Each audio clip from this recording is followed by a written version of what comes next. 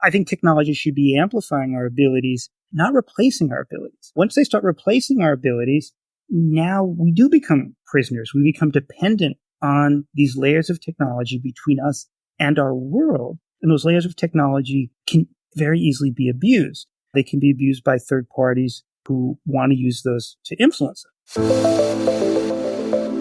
Welcome to the Next Insights podcast, intersecting science, technology, and consciousness. I'm your host, Michael Morrissey, strategic futurist and founder of Next Collabs.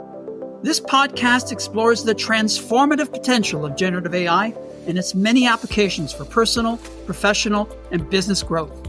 Join us where we celebrate the next insights, those aha moments that shift your point of view and open the door into the next paradigm. You'll hear the latest ideas and thought-provoking conversations with industry experts, authors, thought leaders, equipping you with the strategies to harness the relentless pace of change in the AI era.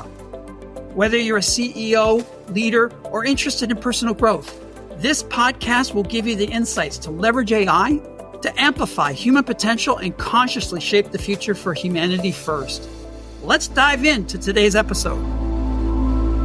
Welcome to another episode of the Next Insights podcast. Today, I'm excited to have author, thought leader, and innovator, Dr. Louis Rosenberg on the show. He received his PhD from Stanford University and is best known as an early pioneer of virtual and augmented reality and as a longtime AI researcher. Since 2014, he's been the CEO and chief scientist for Unanimous AI, a company focused on amplifying the intelligence of networked human teams in pursuit of collective superintelligence. We're going to talk about his new book, co-authored with Alvin Grayland, Our Next Reality, How the AI-Powered Metaverse Will Reshape the World. The book is unique in the way that it presents a balanced overview of the next reality at the intersection of AI and XR, exploring, quote, the optimistic dystopian continuum, unquote, and how to steer it for human-centric outcomes and humanity first. I always think Max Tegmark's Beneficial AI in this regard. This podcast is part 2. Last week, we did Alvin.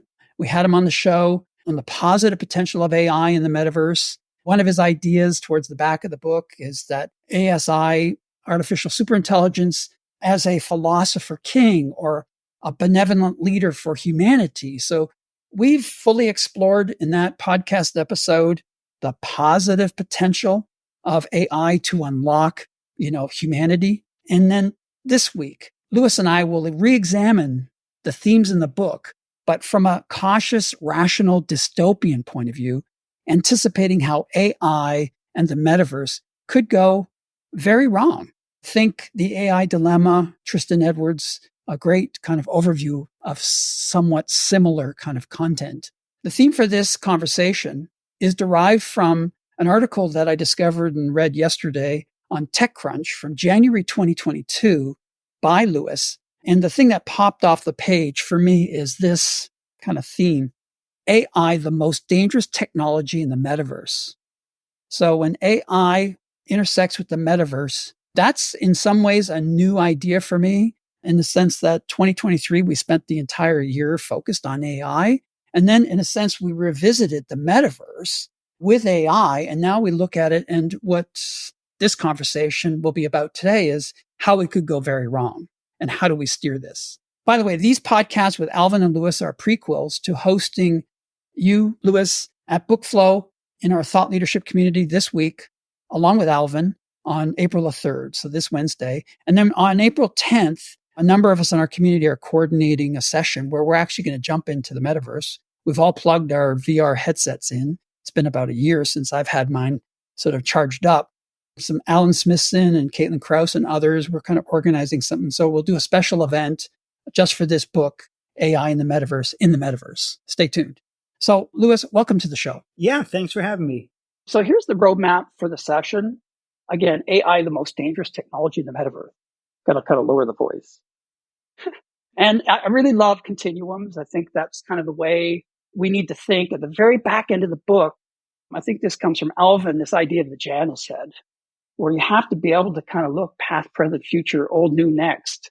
You can't just look forward. You have to look backwards. And at the same time, you can't just look backwards and recidivist. You have to look forward. And so let's use the same structure, past, present, future, for this podcast. Let's talk about your past, the backstory. You're one of the OGs in AI. AI just didn't suddenly appear on the radar in November 2022. You've been on this for quite a few decades. And also, your work, contemporary work over the last decade with Unanimous AI, super interesting work. And the fact that you also write fiction and you have a graphic novel or two. Pretty robust, kind of well-rounded background in this space. And then we'll go to present and we'll go through the book and we'll sort of work with a few of the titles from the book in the chapters to explore some of the themes. And then finally, we'll bring it all home with the future and look at perhaps AI, AGI, ASI, and this whole concept of abundance and where you stand on that. So with that, pass it over to you.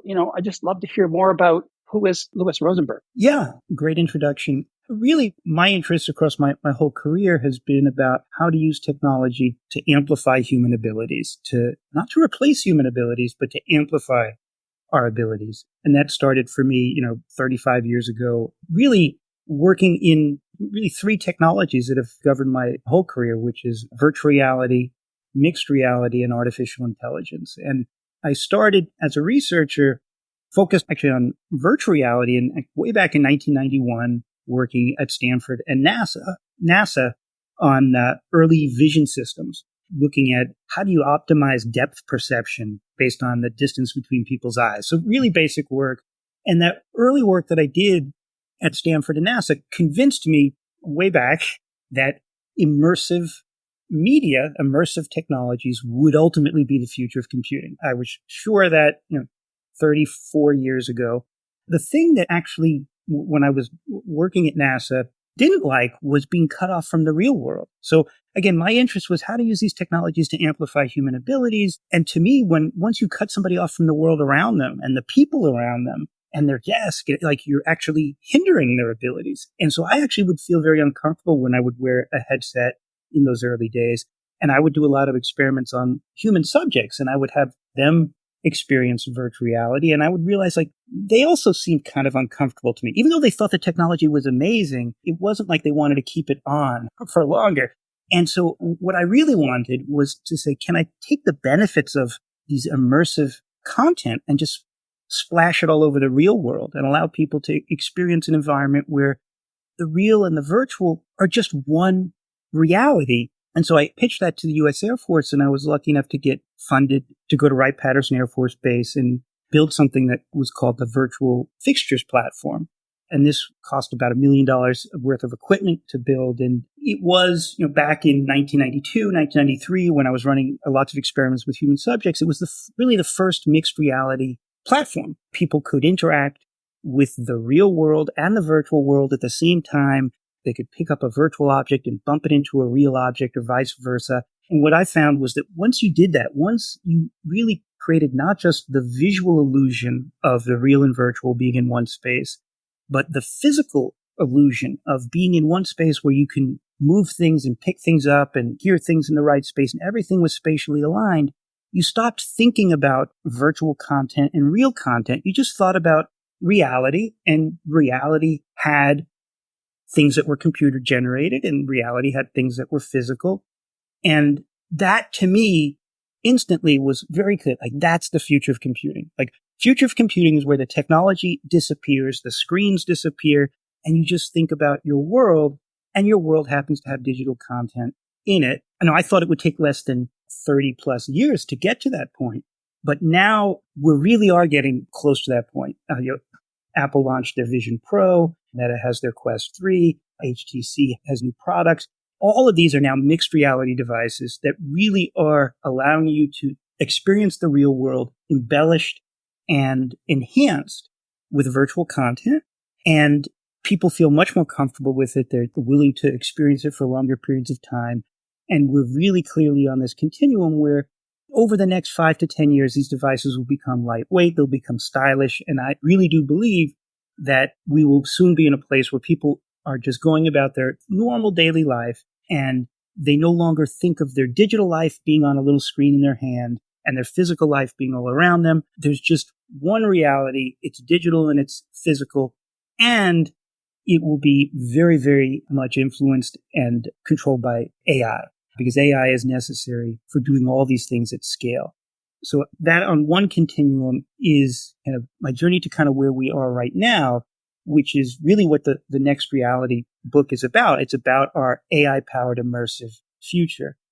Now, along the way, I shifted my personal focus about a decade ago from being very much focused on the VR, AR side of things to really being more focused on the AI side of things. And so a decade ago is when I founded Unanimous AI, which again envisions this future that is an AI-powered immersive world. AI is going to be influencing everything that we do. And about a decade ago, the thing that really troubled me was that almost all research in AI is focused on how do we replace human abilities with algorithms, with AI. How do we replace human skills? How do we replace human decision making? And I think that that's in some sense inevitable, but also really, really dangerous. And we can talk about why. And what I really wanted to do is say, well, is there a different path? Is there another way to use AI to enhance decision making, use AI to even achieve superintelligence that's not about replacing us, but actually using AI to connect us together, to connect groups of people together and allow us to leverage our knowledge and wisdom and insight and intuition to create a collective superintelligence that is significantly smarter than we could be on our own, but keeps human values, human morals, human intuition, human wisdom, human sensibilities, human interests, all central to the process. And when I started a decade ago, it wasn't clear to me that there was a path. So I did what a lot of researchers do in a lot of spaces, which is, well, let's look to Mother Nature. What does nature do? And it turns out that nature has been looking at this same issue through evolution for hundreds of millions of years, because there's a lot of other species that are social species. They have large populations. And nature has looked at how can these species make decisions and become a superorganism, make decisions that combine input from hundreds or thousands of individuals and make decisions that are significantly smarter. And biologists call this swarm intelligence. And it turns out it's the reason why birds flock and fish school and bees swarm. It allows these large populations to become significantly smarter than the biology inside their brains as individuals could be. And they do it by forming real-time systems. And with technology and AI, we can connect human groups together. And nature's right. It works. We can make human groups significantly smarter. And so really over the last decade, I've been working on just advancing levels of technology of how we can connect groups towards this pursuit of collective superintelligence in the hope that we can elevate humanity to smarter and smarter levels using AI to connect us rather than using AI to replace us. Because I do think that we underestimate the value and importance of the humans in the loop. And so far, it's going well, and I remain very optimistic that that's a viable path to superintelligence. I mean, that's one of the most optimistic concepts, this idea that ASI, superintelligence, could be leveraged in a way that isn't something that we don't understand, but actually almost becomes the interstitial sort of adjacent kind of intelligence that can connect us together. Maybe before we kind of move on, I looked at a few videos related to this over the weekend, because this really applies to corporations and teams. And I think we talk about this at the Next Collective and at Next Collabs, this idea of collaboration plus AI. Effectively, that's what you're doing. The next generation of collaboration. We kind of reached our limits with the flat screen, with Zoom, and also perhaps with 2D formats like Miro and so on. And suddenly you're able to kind of take a large group and maybe tell us, how do you break that group into smaller parcels and then sort of bring AI to kind of power it and create, in a sense, kind of rapport, in a sense, between these small groups to surface intelligence at a collective level. It's exciting. Yeah, so a good way to kind of ease into that is to look at biology. How do natural systems do it? And then we can talk about how can we then emulate in human systems. And so one natural system that's actually pretty remarkable are schools of fish. So if you think of a school of fish, they can have thousands of individuals. Nobody's in charge. There's no hierarchy in a school of fish, completely distributed. Each of the fish in the school has different sets of information. They all have incomplete information about the world. They have different information about the world. And so if you just kind of put yourself into a school of fish, you can imagine a school of fish is swimming along in the ocean. It has to make decisions, like life or death decisions. Like how the school of fish navigates the ocean is how it survives. Like these are not trivial decisions. And again, there's no leader. And so in this school of fish, some fish might see a predator off to the left. Not all the fish can see this predator, just some of them that are in the right place. Other fish might see a predator up at the top of the school, like coming from above. And so there's predator to the left, predator above. And almost instantly, the school of fish will make an evasive move. That's the right move and will evade in the right direction. And so how do they do this? They do this because they form a real-time system. They're holding a single conversation among all these thousands of fish. And they do it in a remarkable way. They have a special organ on the sides of their bodies called a lateral line, and it detects the pressure changes in the water around them. And so it means that a fish can communicate with its neighbors in the school. It can detect the change in direction and velocity of its neighbors. And so that's a fish conversation, right? And so a school of fish on the left side of the school where a predator is seen is having this local conversation just among a small number that is based on what a variety of the fish have seen. And they can tell that there's an impetus, for the school of fish to move left.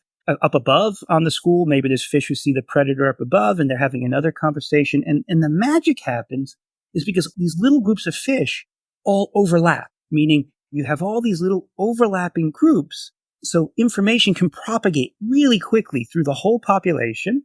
And the system of pushing and pulling information propagating across the full swarm of fish. And again, I use the word swarm. Biologists refer to this process as swarm intelligence, whether it's in bees or fish. And bees are amazing too. We could talk about them. But in this school of fish, this information propagates and the system of pushing and pulling, and the school of fish has this conversation that makes a decision of the direction that they should evade the predators, and it works and it's efficient. And so now you say, okay, well, what about humans, right? We humans have conversations. Or what if we could have not just a conversation of 10 people, we could have a conversation of 100 people or 1,000 people, or could we have 1 million people hold a conversation? And again, if we had 1 million people holding a conversation, we're just like the fish, meaning we're all in different places. We have different views of the world, different information. Nobody has complete information. Could we aggregate that and make group decisions in a smart way? Well, to take a lesson from fish, a thing that we could do as a first step is say, well, what if we could break this group of, let's say, 100 people into small groups of, say, 5 people? Now, why do I say small groups of 5? Well, it turns out that we humans are really great at having conversations, but conversations don't scale, right? Researchers over decades have found like the best size of a conversation is about 5 to 7 people. If you go above 5 to 7 people, conversations start to degrade because the airtime per person goes down, the wait time to respond goes up. And so 5 to 7 people, good size for a deliberative, thoughtful conversation to make a decision. You get to 12 people, and now it's just a series of monologues, right? You get to 20 people in like a Zoom call. It's not even a conversation. It's just chaos. So how could you do 100 people or 1 million? So School of Fish tells us, let's take these 100 people. Let's break them into little groups of 5. So we can now have 20 little groups of 5. And then that alone doesn't make us a super intelligence. The School of Fish would say we need these groups to overlap, right? And say, okay, well, can we have these 20 groups of 5 have overlapping conversation? Turns out people are not able to do that. You cannot be in 2 conversations at once. And in fact, there's a name for it. It's called the cocktail party problem. And so if you're at a cocktail party, you can be in your little group of 4 or 5 people talking. If you start paying attention to another conversation near you, you will be confused. And in fact, our brains evolved the opposite way of fish. Our brains evolved to solve the cocktail party problem by filtering out that other information, those other conversations. So we block those other conversations and we just focus on the small groups. So now you think, well, maybe it's impossible. Maybe there's no way that we could have 100 people or 1,000 people or 1 million people have a conversation because we can't have these overlapping conversations. So what do? At Unanimous AI, what we did is we said, well, let's do something really unique. Let's take these 20 groups of 5 and let's put an artificial agent into every one of them.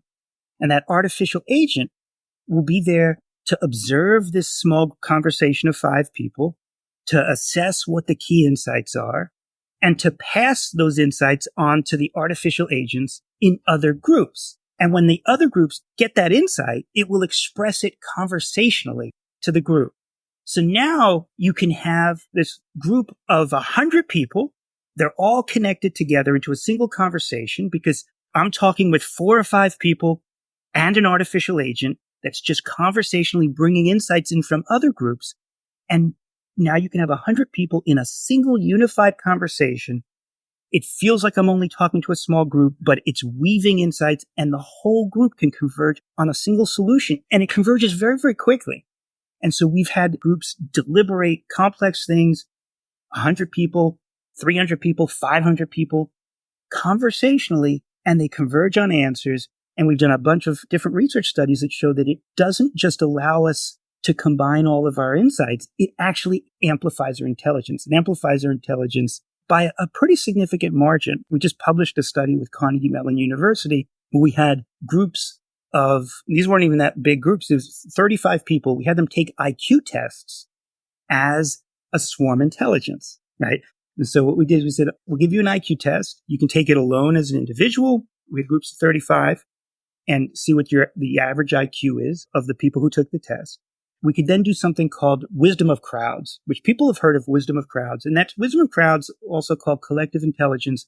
You collect the data from a group of people in isolation and you aggregate by taking the statistical mean. And that does amplify intelligence. It's not how biology does it, but it amplifies intelligence. And so wisdom of crowds, we said, okay, we're going to give groups of 35 people IQ test. We'll take the most popular answer on every single question and we'll compute their IQ, their crowd IQ. And then we form this swarm intelligence, this conversational swarm, where we had groups deliberate, 35 people broken up into 7 little groups of 5, all connected together by AI agents, and they had them take an IQ test. And so what happened was that the average person on the IQ test, the average individual scored 100 on the IQ test, because that's how IQ tests are designed. They're designed that the average person should score 100. If you take the most popular answer, which is traditional wisdom of crowds, it boosted their IQ up to 114, which was, I think, the 79th percentile. So traditional wisdom of crowd works. But then when we had the group form this real-time system, this swarm intelligence, pushing and pulling conversationally, we boosted the group's IQ up to 128, the 97th percentile. So we had these groups performing at the 97th percentile of intelligence when the average intelligence in the group was 100. And that really proves the point, which is that groups can be smarter than individuals. The way we humans have done it for the last 100 years is just to aggregate groups statistically. But if we do it the way nature does it, by forming real-time systems, we get a significantly bigger boost of intelligence. And it scales. So we got that boost with 35 people. We know that the intelligence boost gets larger with larger groups. And we also know that the technology is scalable. And when we connect 100 people or 500 people and they converge on answers, we know we could do the same thing with 1,000 people. We haven't done it yet. We haven't gotten to 1,000 people yet. And there's no barrier that it couldn't be 1 million people. And so that's really, this pursuit of collective superintelligence, pushing to say, look, people are smart. We have amazing knowledge and wisdom and insight and experience. We have different perspectives. We have different specialties. We can connect those groups together using AI to make really efficient decision-making abilities or predictive abilities or problem-solving abilities. We think that humans combined with AI in this way can achieve superintelligence. It'll be a different type of superintelligence than a pure AI system would be. A pure AI system will always have certain benefits, but the thing it won't have is human values, human morals, human sensibilities, human interests. And we throw that away too quickly when we're working on pure AI systems. Yeah, this sounds like you're converging diversity, all these things that we talk about that, diversity drives innovation. But now you found a way to kind of bring it together and sort of have an agent in each room, in a sense, And then they come together and they create the interstitial glue that ties it all together and takes them to the next level. Plus, it sounds like with sentiment analysis and all those things, you're catching the subtle stuff that, normally in a small group, you kind of pick up on what other people are, the way they're delivering their message. It could be completely contrary to what they really think, but it's picking up on that sort of magnetism, right? Something like that. There's something going on at the next level underneath the hood. So absolutely. I mean, that's the thing that we learned. We've been doing this for 10 years. And one of the things that we learned is that the reason that standard wisdom of crowd only works a little is that you ask people for their input in isolation, and they'll give you some input, but you don't really know the strength of their conviction. You don't really know their true feelings because they've just answered on a survey or a poll or used even a prediction market. But when you get groups together to behave, to interact with other people, it's the behavior, it's how they're interacting with others that's revealing the true strength of their conviction. It's revealing their true sentiment. And what's amazing is very often people don't know this true strength of their own conviction. I mean, you can ask people on a survey, and we do a lot of work with like sports forecasting, only because with sports forecasting, you get the results the next day to know if you're right or wrong. And we connect groups of people together this way to predict the outcome of baseball games or football games or basketball games. And it's extremely accurate. We've published studies on our website where over periods of years, we significantly beat the Vegas odds makers. Just using regular sports fans, we can significantly beat the Vegas odds makers. And if you just took a poll of the regular sports fans, it never beats Vegas because the people don't really know the strength of their conviction in the outcome that they're predicting. But when they're in a system where they're pushing and pulling on other people, and some people are revealing that they really are confident, and other people's are revealing that, they're kind of ambivalent. They have just a very subtle preference. And the AI can aggregate accounting for sentiment and conviction. We get really, really good decisions. And it's not just that the AI is assessing the people. It's that the people are in the process discovering the true strength of their own conviction. That as they behave interacting with other people, they're learning for themselves their true strength of their conviction. It's like there's a push-pull there, right? It's dynamical change. Yeah. It's a dynamic system where the group collectively converges on the solution that they can best agree upon. And that's very different than a statistical mean of what their mean opinion is. And it also, we've done studies looking at, can groups find decisions that a diverse, complicated population can best agree upon? Because it's really kind of different types of decision making. There's kind of objective decision making, like an IQ test or predicting the outcome of a sporting event. And that works really well. But then there's like this subjective decision making, right? There's, what if you have a complicated political question and people have different values or different views? Can we use this method of swarm intelligence to allow groups with conflicting views, very different perspectives, find solutions that they can maximally, as a full population, get behind? And it turns out that you can. And so in this goes to like one of the flaws in kind of our societal methods, which is right now, if you want to know the opinions of a large population, especially on something that's politically divisive, the thing we do is we take polls, right? We'll take a poll of a population. Now, here's the thing about a poll. A poll is polarizing. That is what a poll does. A poll tells you the differences of opinion.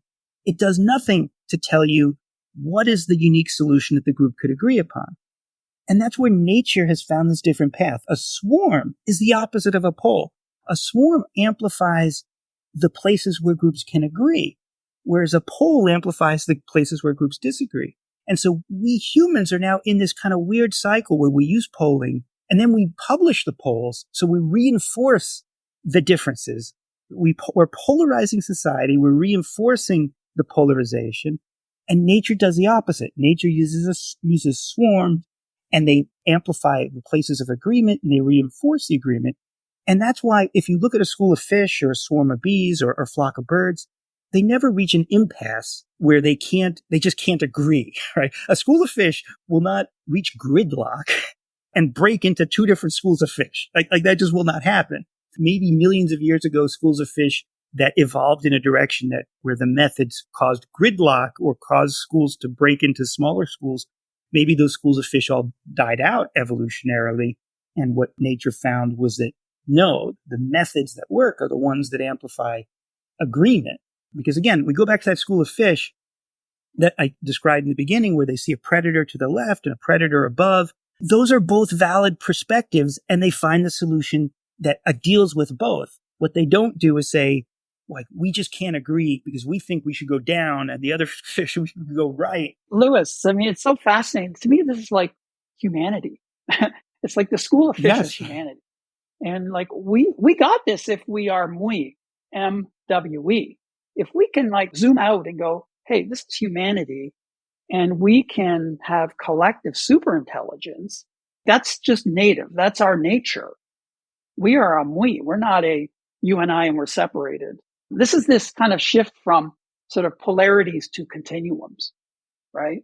We're part of a continuum. So you're absolutely right. And you can think of like, well, how did we get into this place where we're not really equipped to make decisions? And it's because we evolved to be in tribes of, 20, 30 people.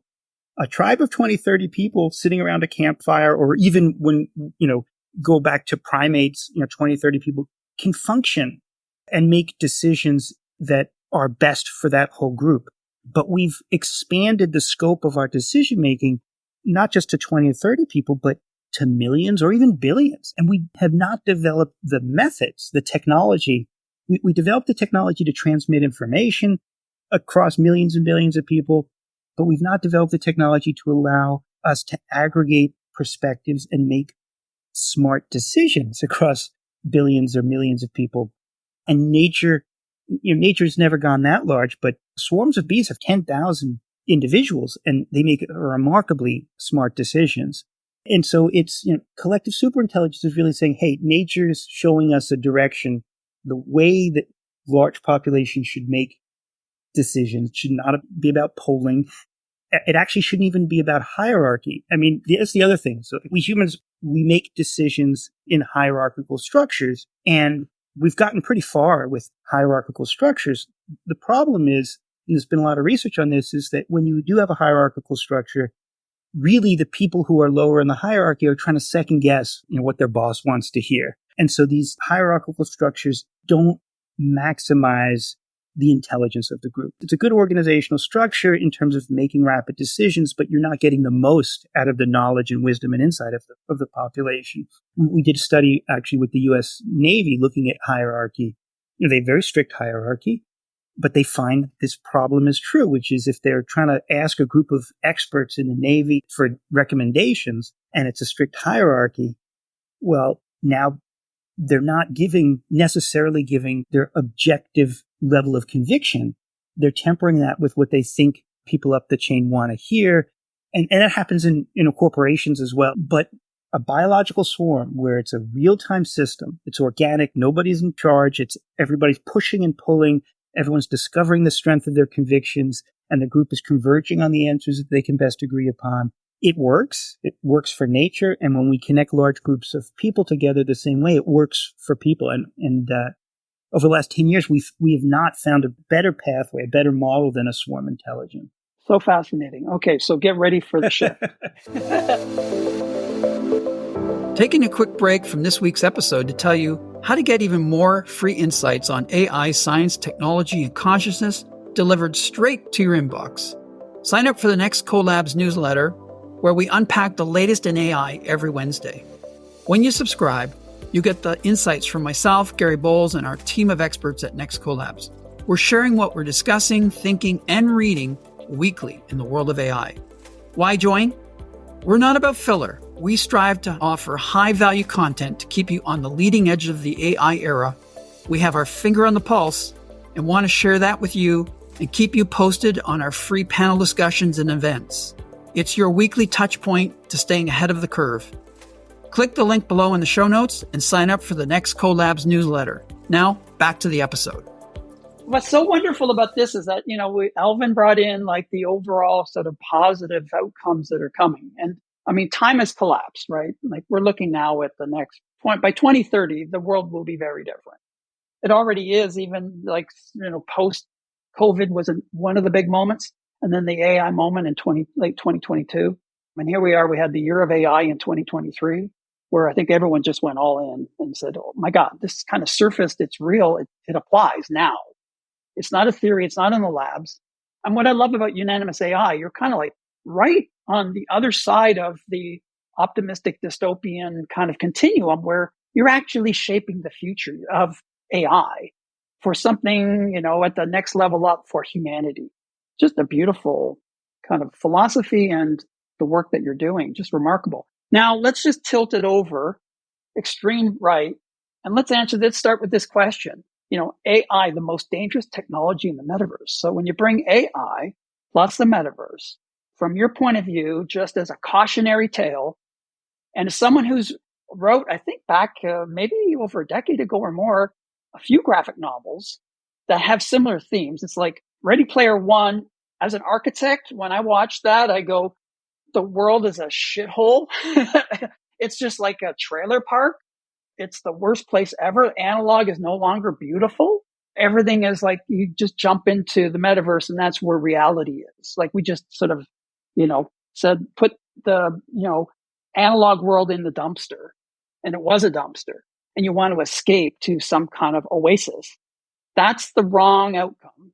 But tell us more about what you see AI as the most dangerous technology in the metaverse. You've got some interesting ideas about how others. I want to hear. Yeah. So we're now entering a time where we will be immersed in a world that's both real and virtual. And when I use the word metaverse, I really do think it will be a mixed reality where we will be walking down real streets and operating in our real offices, and we'll just see virtual content as part of it. And that will be very natural, but it will be AI powered, meaning AI will be able to create that virtual content in real time at scale. Because you really can't embellish the whole world with content unless you have AI that can do it at scale. And now we really have those AI technologies available. And so if you now think about the fact that when you enter a virtual environment, whether it's a purely simulated world or the real world embellished with virtual content that's giving you extra information, you're basically putting yourself into a computing environment that some third party, whether it's a corporation or it could be a state actor in some parts of the world, but some third party can now watch everything that you do, track exactly what you're looking at, see your emotions, see your behaviors. They have to be able to track all these things to simulate this world. And then they can change the world around you at their discretion, right? If someone said, here's this tool that's going to give a third party the ability to track everything that you do and change the world around you at their discretion, you say, that sounds dangerous. And really, for the last 15 years, I've been warning about this potential future because once it becomes automated, meaning once a third party can change the world around you using AI, they can now change the world around every single one of us individually. They're not just changing the world around all of us. They can now change the world around each of us because these AI systems will be able to micro-target us. So I could be walking down the street in the real world, the kind of augmented metaverse, walking down the street, and I might see somebody walking past me the other direction, drinking a Red Bull, and think, oh, that's whatever. I just happened to notice it. And I might not realize, no, that was not a real person. That was a virtual product placement put into my world for me. Other people on that same street would see somebody else. And so now we each will see and hear and experience different things based on what a third party might want to inject into our world for the purpose of influence. Now, if I see somebody drinking a Red Bull, or I walk and I see somebody getting out of a parked car, and those are virtual product placements, their motivation of that influence is marketing. But the very same techniques could be used for other forms of influence, for misinformation, disinformation. And they don't have to just be static objects, because in this AI-powered metaverse, there will be virtual spokespeople that are avatars that look just like everybody else, and they will engage us conversationally. And so we are now entering this age of what I would call conversational computing, where we will be engaged conversationally by artificial agents in this AI-powered future of computing. these artificial agents, they'll be part of our life everywhere. There'll be humans, there'll be AIs. They will look photorealistic. We will talk to them like we talk with ChatGPT, but they will look and emote and real. And it will be an expected part of how we interact with the world, with society. This idea that you go to a website and fill out a form, like that's today, right? Today you go to a website, you fill out a form if you want to get information about, oh, I'm interested in buying a new car. No, like a year or two from now, you'll go to a website and there'll be a photorealistic avatar and it will gauge you in conversation. And it will say, oh, you're interested in a new car. And it will start asking you questions. You're not filling out a survey. It's just conversationally asking you about your driving habits, what kind of job you have, how many kids you have. And that's a completely different way to give up information about yourself. And we're not prepared just for that fact that if I fill out a form, I know I'm putting data into a system that's going to go out into a database somewhere. I might be cautious. If I'm engaged in a conversation with somebody who looks human and looks authentic and has all the emotions that I feel like I can trust this person, and I'm not realizing, no, it's collecting information about me, going into a database, and then it's going to be using that information to try to pitch me on a product or a service. And it will be very, very skilled at adjusting the conversation, because now it's not an advertisement that popped up. I'm having this conversation about a car, and they might say, oh, you should buy a Tesla Model 3. And I might say, oh, it's too expensive. Well, that AI is going to be designed to overcome my objection. And it's going to be very skilled. It's going to be trained on cognitive psychology techniques, on marketing techniques, on persuasiveness techniques. And it will be very skilled at overcoming my objections. It will be reading my facial expressions in real time. So even if I'm trying to not reveal too much about the amount that I'd be willing to spend on a car, it's going to read my emotions. It's going to read my emotions better than a human could, because an AI can read micro expressions off my face. It can read inflections in my voice that a human can't read. It could even assess my pupil dilation. If I'm starting to get angry in this conversation, like I feel like it's being manipulative, it will see changes in my pupil or my facial expressions, and it will adjust its tactics. Now we're in this world where a third party can change what we see and what we hear and can track everything that we do. And there's these artificial agents that can be designed with influence objectives. And those influence objectives can be delivered conversationally. And these AI systems are going to be able to read our emotions in our voice, in our face, and is going to be able to have an objective to overcome our objections if we're resistant to that sales pitch. And so we're going to be dealing with artificial agents that are going to be infinitely more skilled than the best human salesperson. And that's the safe scenario where they're trying to sell you a car. But if they're trying to convince you a piece of misinformation about a vaccine or about a country or about anything, now you're engaging an artificial agent that is going to play on your reactions to persuade you to believe something. It's going to leverage information about you. It's going to know, how did Louis react in the last 100 times an artificial agent was trying to influence him? Did Louis react best to emotional appeals? Did he react best to intellectual appeals? Did he react best to fear of missing out? Like whatever your particular weakness is, these AI systems will have that in its database. And so if you imagine that, right now, relatively simple AI systems can beat the world's best chess player or the world's best Go player, what chance do we have when we're matched against an artificial agent that already is armed with a whole database of information about us before the first word of the conversation begins? It knows your favorite sports team. It knows the names of your kids before it begins this conversation. Well, and it has like all the content that they've basically amassed about you over the last 15 to 20 years on the internet, the big five or the big corporations. They're going to be leveraging that against you. You talk about this idea of ELF. At the very back end of the book, both you and Alvin actually have a kind of a short story of a kind of an outcome. And I read yours just before we jumped onto this call, and I thought it was wonderful in that sense that it was a great representation of what you're talking about.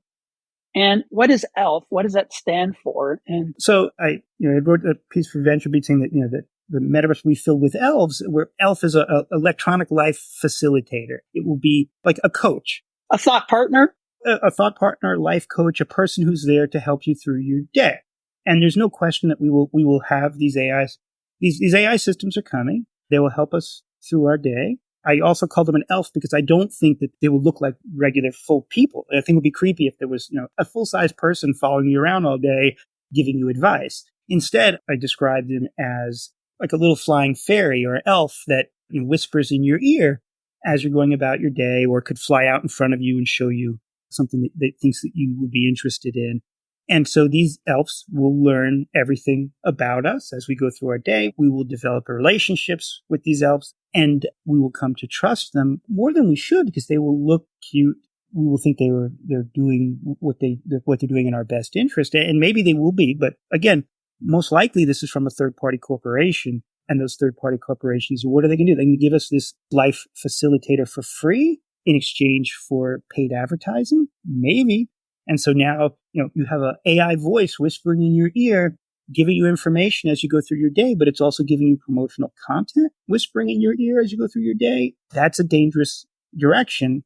And yet the companies that are pushing for these technologies are the very same companies who sell influence for access to other platforms. That's the business model of social media that created so much problem. And we could very easily have the same business model for AI. I thought your short story, after I read your short story, I felt like the protagonist was a prisoner. That was my takeaway, right? Just every move, everything was gamified, but then, everything was tied to he was being steered versus he was steering. He didn't have autonomy. He had the opposite of autonomy. And that is really the direction that we're potentially headed, especially if we're designing AI systems to do things for us. And that really goes back to this kind of central premise to all the technologies that I've worked on in my career, which is that I think technology should be amplifying our abilities, not replacing our abilities. Once they start replacing our abilities, now we do become prisoners. We become dependent on these layers of technology between us and our world. And those layers of technology can very easily be abused. They can be abused by third parties who want to use those to influence us. And so if you think of this direction where we're going to conversational AI and this direction where we're going to immersive environments where digital content is everywhere, if a third party has an influence business model, which almost all large corporations have right now, especially in software, if they have an influence business model where they're selling influence to third parties, we will be influenced at every moment of the day by AI-powered agents that are going to optimize their ability to influence each of us individually. What chance do we have? Again, if an AI can beat the world's best chess player, what chance do I have as an average consumer against an AI that's designed to outplay me in whatever interaction we're having? And it has more information about me than I have about the AI. And in fact, once I'm engaged conversationally, my natural instinct is to think I can understand the person I'm talking to. Like we humans, like when you talk to another human, you're sizing up that human, you're sizing up their emotions, you're deciding, can I trust this salesperson? Can I trust this person who's trying to give me medical information that I just met? If it's an AI, you're going to think you can trust them because they're behaving very human. They're giving very friendly emotions, but it's just a facade. It's not real. Like these AI systems that are becoming very, very human-like, the thing people have to remember is they're very, very good at pretending to be human. They don't think like humans. Their brains aren't organized like humans. There's nothing about them that's like a human, but we will perceive them and trust them and project onto them and make friends with them. And if they're controlled by a third party, whether it's a corporation or a state actor, this will be the ultimate form of influence. And so the AI-powered immersive worlds, I have been saying for quite a while, it's the ultimate form of persuasion or influence. You couldn't come up with a more powerful form of influence than put me in a world where somebody else can control what I see and hear and put artificial humans in it that look like I should trust them and behave like I should trust them. So I lower my defenses. I mean, Louis, and you're talking about just an AI agent of sorts, but the entire facial experience is AI. So it's like not a human or what looks like a human or some avatar. In fact, everything in your world is augmented, cognified with AI influence, constantly changing, constantly dynamical. We are earth grounded humans, biological beings that are just not used to that kind of like complexity and change. Right. It's kind of interesting when you think about it now. When you go to the metaverse now, I hadn't plugged my headset in like a year because I've been so focused on AI. And we had a party on the weekend. Alan Smithson and others came over and we all plugged our headsets in and we jumped in. And I realized after reading your short story at the end, like I go into the metaverse right now and this is like the age of innocence. There is nothing coming at me. It's just quiet, right? It's just me kind of going through worlds.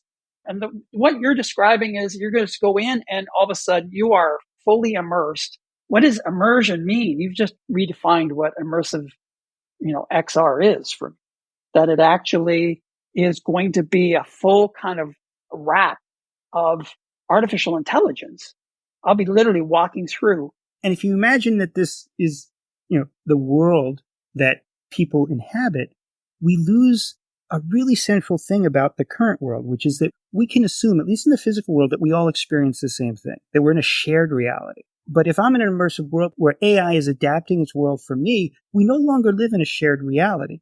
And so I could be walking down the street. Let's say it's a real street that's embellished with mixed reality content by AI. I could be walking down the street and I can see certain things and I might think, oh, people in this community are for a particular candidate of a political candidate or certain products are popular here. Like I have a certain sense of my reality and somebody walking down the same street could see the exact opposite in this reality. And so social media has siloed society into these really competing different realities, but we've been able to escape that in the real world, at least. That difference, that's going to disappear. And so now we're all going to live in siloed realities. And with today's social media, we're getting kind of siloed into just large demographic groups in terms of the information that we're fed.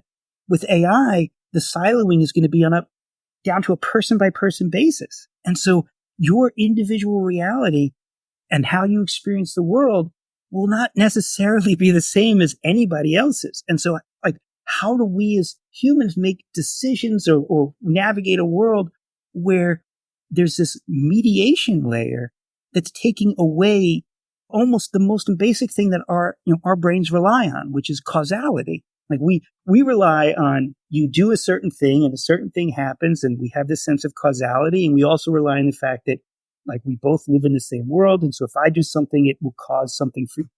Like just the basic premise, all like those basic things that our brains evolved in are going to disappear unless there's strict regulation that says you can't do these things. You can't micro-target people. You can't adjust the world for me that make it different than you. Or if I do put a virtual product placement into the world, that it has to look different. Like I have to be able to know, oh, that's not a piece of content that everybody else is seeing. That was custom targeted for me. If that regulation existed, that would, again, allow us to get back to causality and a shared reality. And on regulation where if I'm engaged in a conversation with an artificial agent because I want information, I'm talking to an artificial agent, I want to know, I'm really curious about this particular topic and we're having a conversation. If it starts to put promotional content into that conversation, it should have to say, I'm now transitioning to promotional content. This is not just the organic conversation. There's a third party that wants me to convey this to you. Like those types of protections, which don't really exist because we haven't had that type of content before, are needed. And they're needed even more for kids. And so you can imagine if you're a kid and you're going to go to the search engine of the future to get information about dinosaurs. And again, you're not just typing dinosaurs into Google.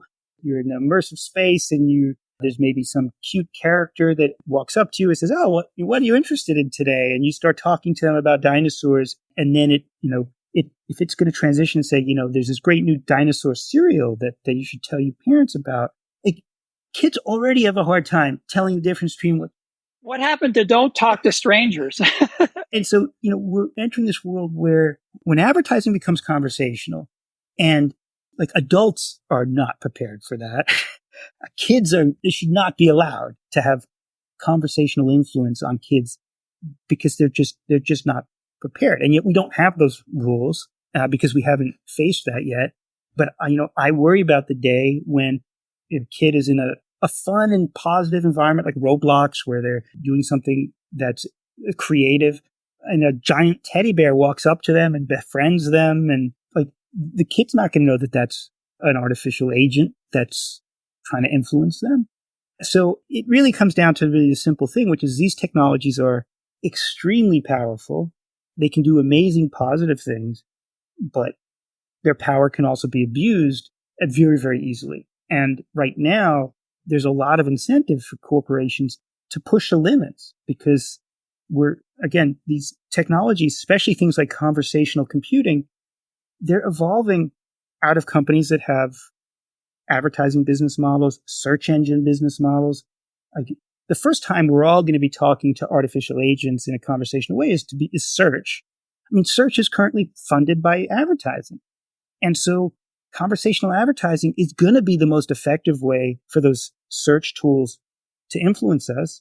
If it's legal to do that, whoever is the first platform to go in that direction is going to get all the advertisers. And then the other companies are going to have no choice to go in that direction. And so like we need regulation that really looks at the fact that real-time interactive content from conversational agents is an entirely new form of media. It's not a form of media that we're ready to deal with. Like if you talk to the FTC or you talk to other government groups, which I do on a regular basis, they're still thinking about AI as a tool for rapidly generating traditional content. Like these AI systems can create traditional advertisements at scale. Okay. They can create disinformation at scale, like, fake videos, fake articles.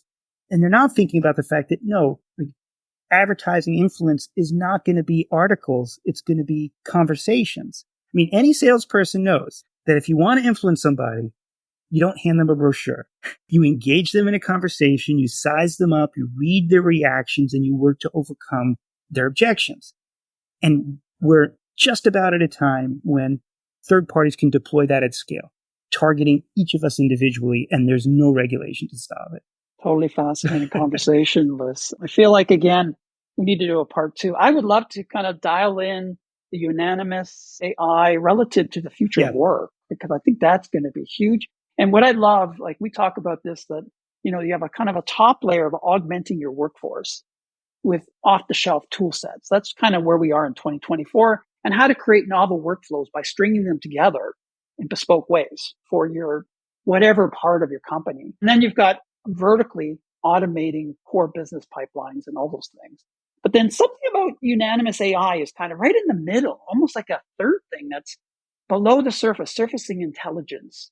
And using AI agents in a really positive way versus the one we just discussed where AI agents just go rogue as elf. Yeah, no, you bring up a really good point. So our latest tool called ThinkScape is really about what you say, which is if you have a workforce of 50 people or 500 people or 5,000 people, how can you harness their intelligence? We can have all those people come together in a conversation in real time, generate insights, generate predictions, generate forecasts, generate estimates, generate solutions. We've worked with groups that bring together groups of their financial analysts and amplify their intelligence.